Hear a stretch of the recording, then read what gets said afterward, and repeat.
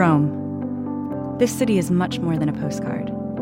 It's a place that, at its peak, ruled an empire of some 65 million people and hung in there for more than 800 years.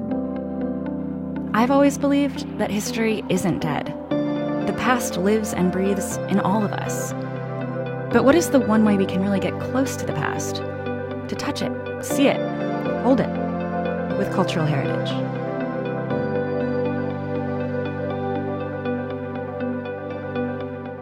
One of the most spectacular and challenging aspects of Rome is that remnants of our past are everywhere. The ancient city was never completely demolished. It just became the skeleton of the modern one. The new was built into, and right on top of, the old.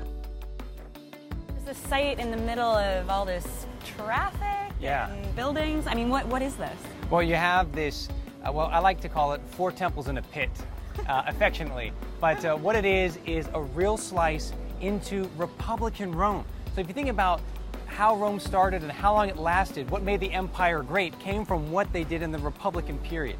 And it's in that space, right behind that round temple, that you have the assassination of Julius Caesar. So we have one of the most cataclysmic events, one of the most important events taking place at the end of the Republic and the beginning of the empire right in this archaeological site. Now, the real wonder today is you've got a major traffic hub, you've got the vibrations from the tram over there, you've got a bus hub over there, you've got the taxis over there, but more so, it's the exposure.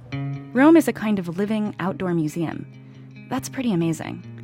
But as soon as ruins are excavated, they deteriorate. And Largo Argentina is just one of more than 150 different ancient sites of archaeological interest in the city, all of which also face the same problem. But restoring the sites, of course, takes money. For years, particularly with the economic crisis, Italy hasn't exactly prioritized funding culture. Luckily, that seems to be changing. The country's new budget, passed in January 2016, puts 300 million euros towards cultural heritage over the next 3 years. Still, that money will go fast.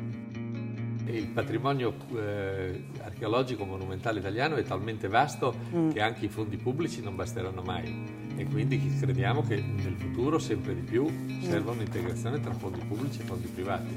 The most famous public-private partnership so far has been the restoration of the Colosseum, funded by 25 million euros from TODS.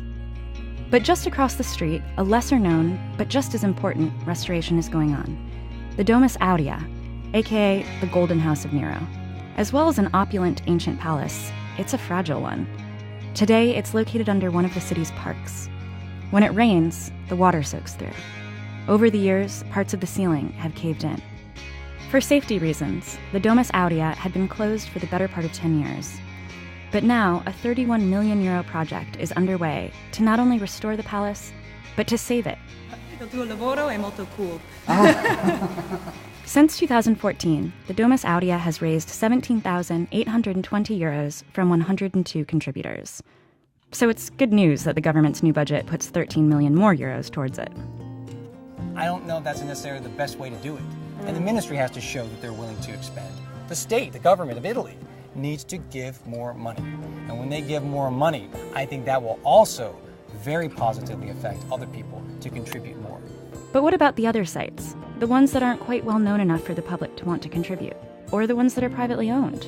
It was built in 1247 by the Colonna family, which used to be one of the most powerful and still is considered probably the most important family in Rome. And this was one of the 4 towers that protected their area of the town within the city walls. And this is the only one left. Here we are. Wow. The Colosseum, the forums down there. As beautiful as the interior restructuring of the tower is, because it is private, the owners are the ones who have to pay for any restoration. Nicola estimated it would cost his family 300,000 euros to properly clean the bricks. There's a main street going right by us. Of course, and there's lots of pollution. In fact, if you see this side, it's much cleaner. It still has its original color. If we go on the other side, they're sort of grayish black, and you see they're all crumbling. Rome still has a lot of problems to face. It has a practically unquantifiable amount of cultural heritage, And even though the new budget is a step in the right direction, funding is only one part of the problem. Even when the money is found for a restoration, nobody knows what will happen after the project in question finishes. You need daily maintenance. That has to become a serious part of the budget of any site. Otherwise, we have to rebury it. But just exposing something and not doing everything in our power to take care of it constantly, daily, it's really going to accelerate in terms of deterioration. I think that there are so many great initiatives and so many incredibly amazing things that are taking place. I also believe that much more can be done. Still, there are reasons to be optimistic about the future for Rome sites. People are talking about it. And if the new national budget shows anything, it's that the powers that be are listening. After all, once you get people talking, once you get everyone involved in finding a solution, there's no limit to what we can come up with.